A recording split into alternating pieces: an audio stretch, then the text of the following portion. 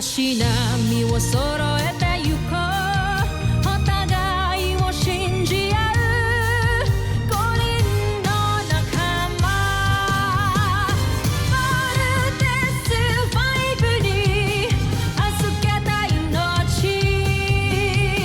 飛ぶぜ宇宙の果てまでもみんなの笑顔も持ち帰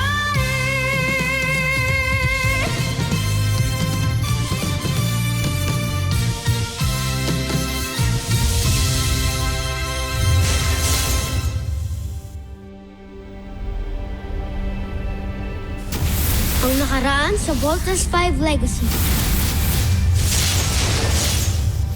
Totoong naninirahan ng taksin na yan sa planetang ito. Hindi malayong ibahagi niya ang kaalaman at teknolohiya natin sa mga tao. I would like to introduce to you, Voltes 5! Ang pipiliin ko lang ay yung 5 pinakamagaling. Voltes team, you are the last line of defense. May nasasagap ako malakas na enerhiya mula sa islang yan. Malamang siya nagtatago si Voltes 5.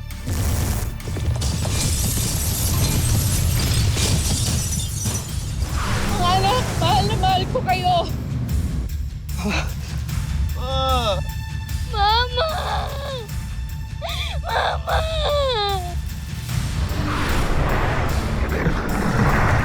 Hayaan natin sila umiyak. Let them cry like boys. But I expect that when they stand up again, they will rise as warriors and avenge their mother and protect our planet. Rise, Armstrong brothers. Rise.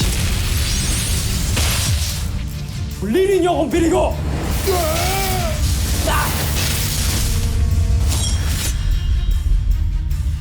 Bibigyan ko kayo ng isa pang pagkakataon. Pinapangako ko, hindi ko na kayo bibiguin pa. Magkamali ka ulit, parurusahan kita. Aalis na ako dito sa camp. Wala na akong reason pa para magstay dito. Ngayon pa talaga?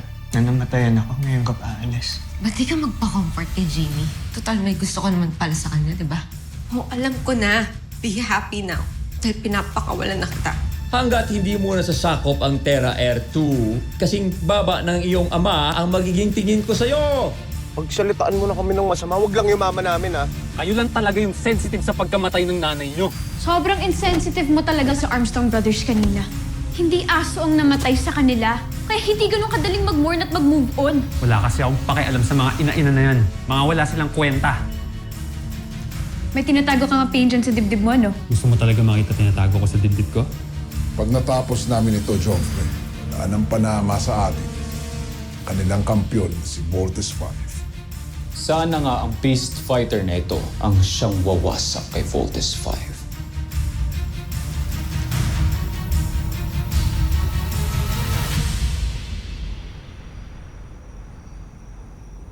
I am really sorry kung nabanggit ko kay Jamie nga tungkol sa nakaraan mo.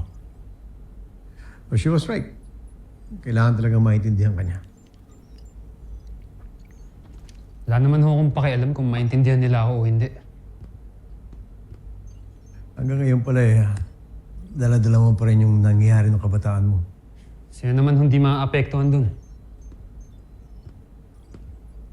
Sa totoo lang, hanggang ngayon, di ko nga alam ba't kami iniwan ng nanay ko.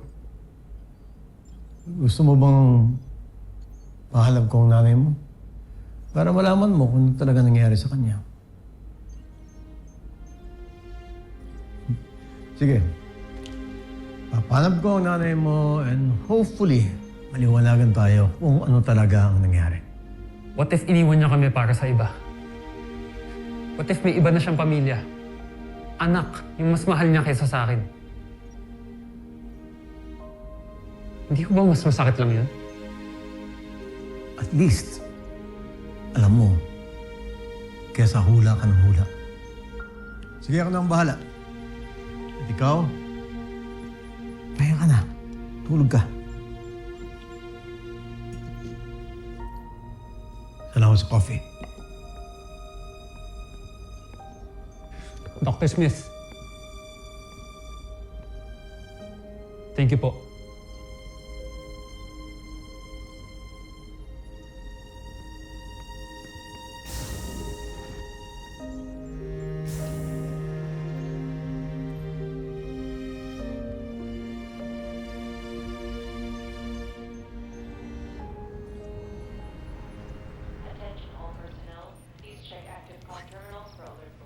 Umalis ho ng camp si Big Bird, Dr. Smith.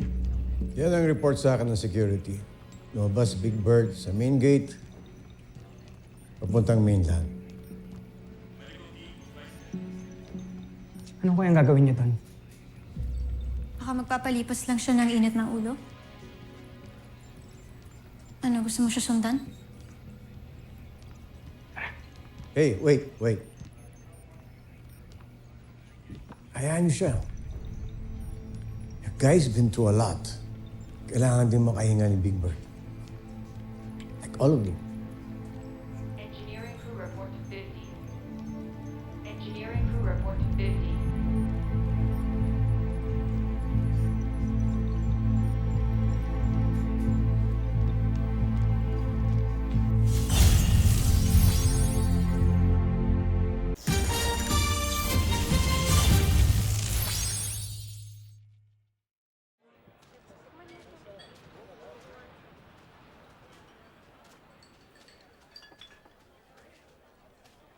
Ma, alam kong paborito mo to, kaya para sa'yo to. Sir, ito na po yung change niyo. Thank you, ganda. Halika, upo ka muna. Sir, hindi po pwede sa amin eh. Akong bahala. Sagot kita sa boss. Huwag ka na maarte. Sige na. Boys, parang nakakarami na kayo ng inom ah. Uwi na kaya kayo? Hoy, wag ka nga mga ilam. Teka, sino ka ba? Tignan niyo muna para naman makilala niyo kung sino ako. Ha? Sundalo ka ng Earth Defense Force? Stig, di ba? Kaya kung ako sa inyo, magdalawang isip na kayo sa mga susunod yung gagawin. Alam mo, ang yabang mo eh, no? No touching! Ah! Uy!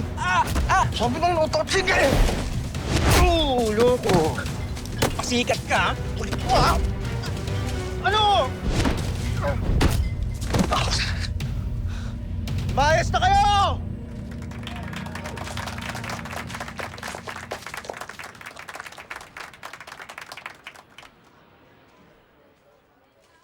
Sir, salamat talaga, sir. Ang bait niyo naman. Sus, wala yun. Malit na bagay. Hindi, sir. Hindi na maliit na bagay yun sa akin kasi lagi akong naharas eh. Kaya akala ko lahat ng mga lalaki, mga bastos. May mga guys pa rin pala like you, no? Thank you talaga, sir. Thank you po. Parang mas mabango pa to sa pizza ko, ha? Sir, ano sabi niyo, sir? Ay, hindi. Sabi ko baka lumalamig na yung pizza ko. Ay, oo nga pala. Sige, sir, kain na po kayo ulit. Sorry po. Sorry, I'll get you ice cream. It's on the house po. Okay, wait lang po. Teka lang. Ako nga pala si Big. Hindi, Bert na lang. Huwag mo na ako tawagin, sir. Bert. Judy.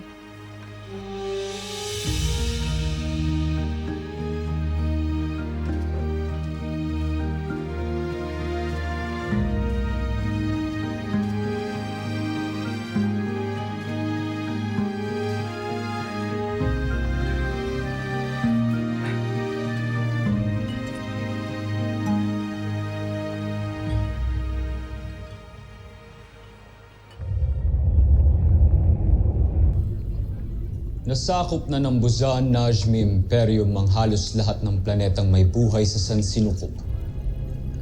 Maliban sa Terra Erto.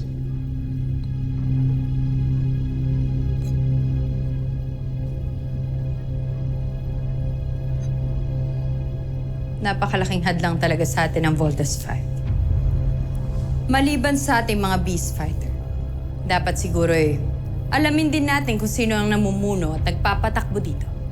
Nang sa gayon ay mapatay natin sila. At matuloy na rin natin ang ating pananakot. Naisip ko na rin yan, Najmi. Kaya ginawan ko ng solusyon. Solusyon? Anong solusyon, Jomfre? Hindi ko pa maaaring sabihin sa inyo.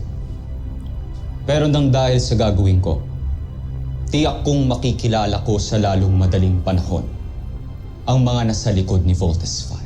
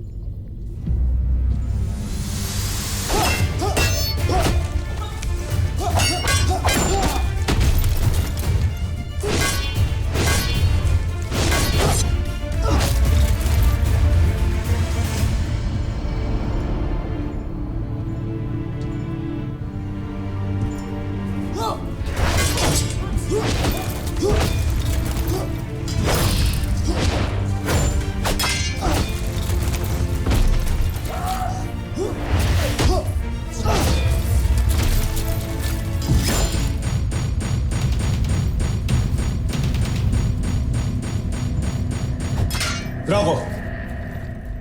Kamusta ang iyong beast fighter? Malapit ko na siyang ipakilala sa inyo. Di na ako makapaghintay pa. Bibigyan kita ng isang araw para tapusin ang iyong nilikha. Napakahusay niyo talaga sa pakikipaglaban, Joffrey. Wala kayong katulad. Totoo yan. Alala ko tuloy nung kabataan ko. Magaling din ako dyan eh.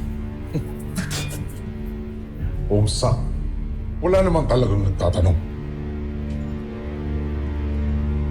Yan ang mangyayari sa 5 piloto ng Voltes 5 kapag nakita ko sila.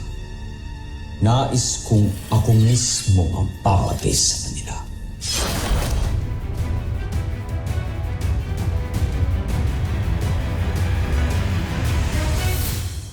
Alam mo, Judy, simula nung nawala si Mama, parang wala na akong gana sa trabaho ko. Kasi ano pang sa ng mga ginagawa ko, wala na yung inspirasyon ko. Alam mo, Bert, ganyan din ako. Nagtatrabaho na lang ako ngayon para mabuhay. Kaya mas malungkot lang.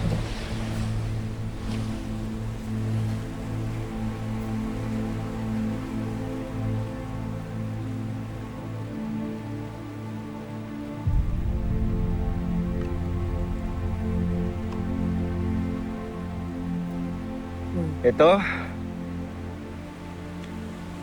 para sa mga taong gaya natin na iniwan ng mga mahal nila sa buhay. Uy.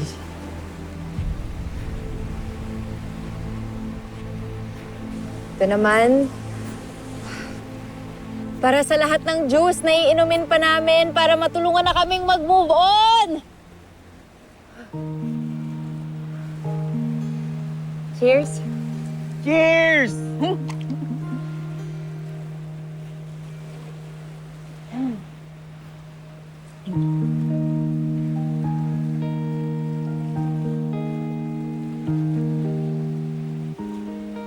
Mo, Judy, ikaw pa lang yung babaeng nakakausap ko na ganito katagal bukod sa mama ko. Alam mo, ikaw pa lang yung taong nakausap ko na nakarelate ako.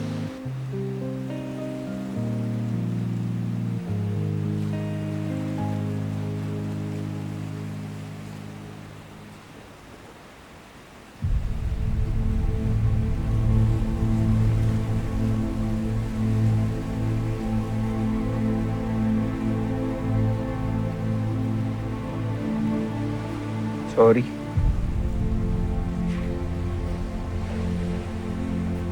Gusto kita, Bert. Gusto rin kita, kaya hinay-hinay muna, please. Gusto rin kitang makilala pa.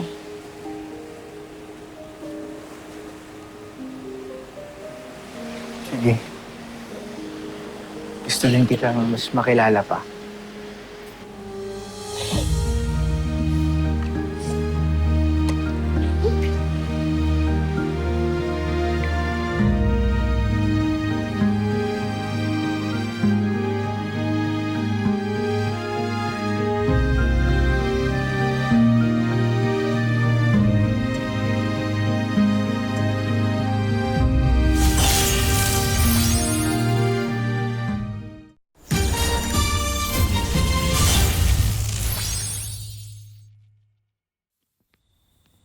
Steve, the tea is ready.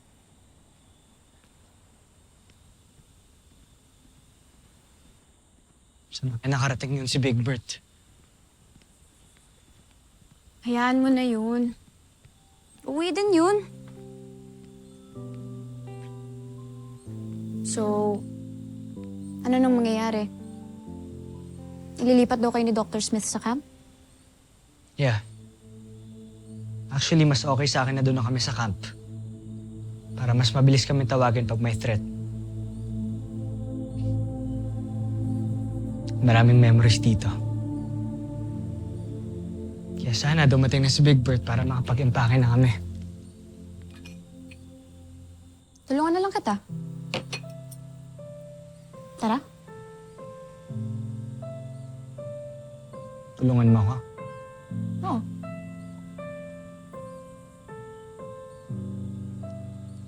Bait mo naman. Bakit naman ako hindi magiging mabait sa'yo? Kaibigan kita. Kababata pa kita. Oh, so ano yung rason? Bagay. Pero ikaw, friend ba yung tingin mo sa akin? I'm sorry, what? Ha? Kasi kung friend yung tingin mo sa akin,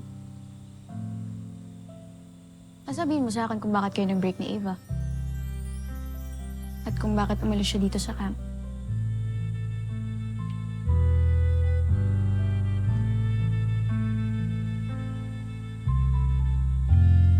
Oh. O bakit di ka makasagot ngayon? Kung may problema, no? So, tama nga yung mga kapatid mo nung sinabi nila na may crush kang iba. Sino na nga kasi? Sabihin mo na nga kasi sa akin. Sige na. I'm sorry, pero feeling ko this is not the right moment to talk about it. Ang dami kong iniisip yung pag-iimpake, si Mama. Nga pala. Sorry. Napakabuli kaya sa akin nun. Diba? Kaya good riddance na rin na wala na siya. Pero, pag ready ka na, sabihin mo rin sa akin kung sino yung crush mo. Okay? Yeah. Okay. Ano? Tara? Let's go!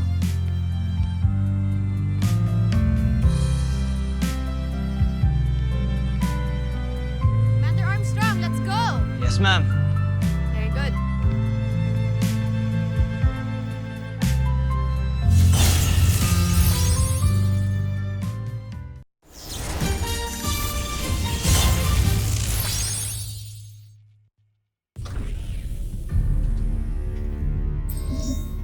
Aking mahal na alagad, ano ang iyong balita?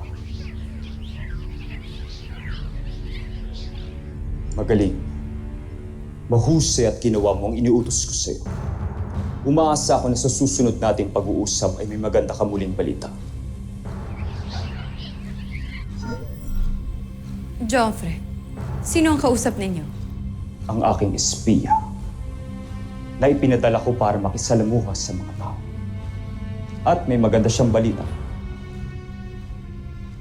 May paraan na para malaman natin kung sino ang 5 piloto ng Voltes 5.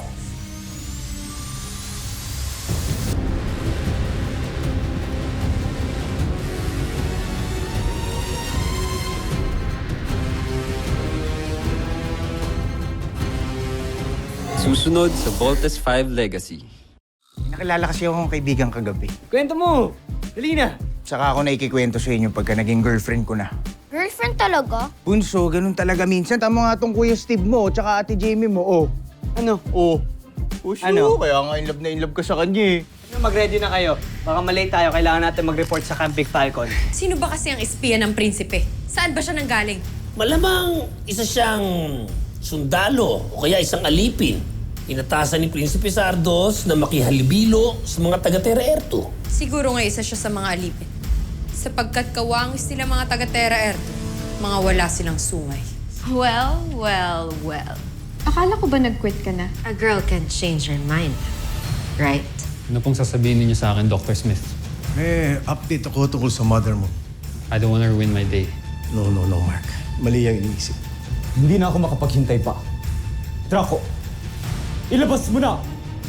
Nais ko na siyang makilala. Masusunod, Joffrey.